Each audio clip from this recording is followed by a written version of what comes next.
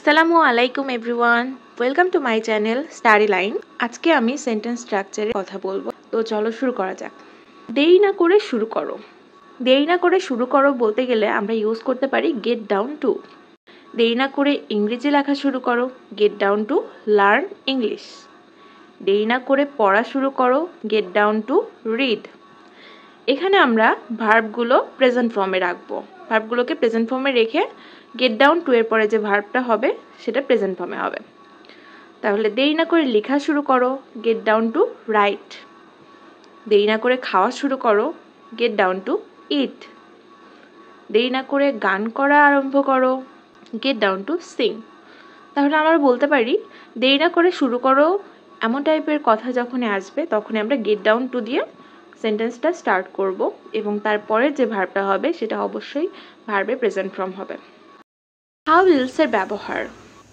How Wills বলতে আর কিভাবে দিয়ে কোনো কোশ্চেন করা হলে বা আর কিভাবে দিয়ে কারো কোনো মতামত জানতে হলে আমরা হাউ উইলস দিয়ে ইংলিশে কোশ্চেন করতে পারি। লাইক, আর কিভাবে আমি তোমায় জানবো। How else shall I know you. আর কিভাবে আমি তোমায় বলবো। How else shall I tell you. আর কিভাবে আমি তোমায় বুঝাবো। How else shall I make you understand. আর কিভাবে আমি তোমায় মিস করব। How else shall I miss you. এভাবে আমরা হাউ এলস দিয়ে আর কিভাবে আমি এটা করতে পারি, আর কিভাবে আমি তোমার জন্য এটা করতে পারি, এমন টাইপের কথাবার্তা বলতে পারি আমরা হাউ এলস দিয়ে। কোনো কিছু দরকার নেই বলতে গেলে আমরা নো নিড দিয়ে সেন্টেন্সটা শুরু করব এবং তারপরে সেই ভার্বটা হবে, ভার্বটা অবশ্যই প্রেজেন্ট ফর্ম হবে। এরপরে কি করার দরকার নেই সেই অবজেক্টটা হবে। লাইক, পড়ার দরকার নেই, নো নিড টু রিড। যাওয়ার দরকার নেই, নো নিড টু গো। শেখার দরকার নাই, নো নিড টু লার্ন। এর সব ভার্বকে কিন্তু আমরা প্রেজেন্ট ফর্মে রাখছি।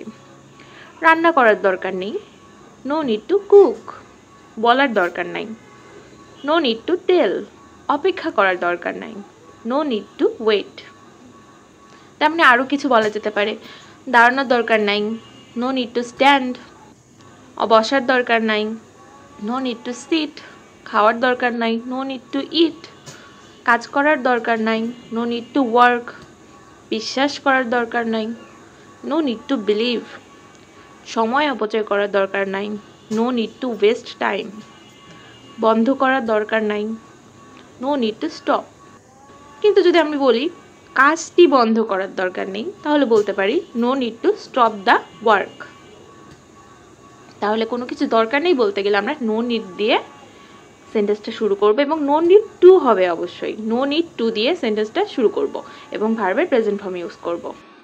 তো গাইজ, আজকে এই পর্যন্তই। সবাই ভালো থাকবেন, সুস্থ থাকবেন। ধন্যবাদ সবাইকে।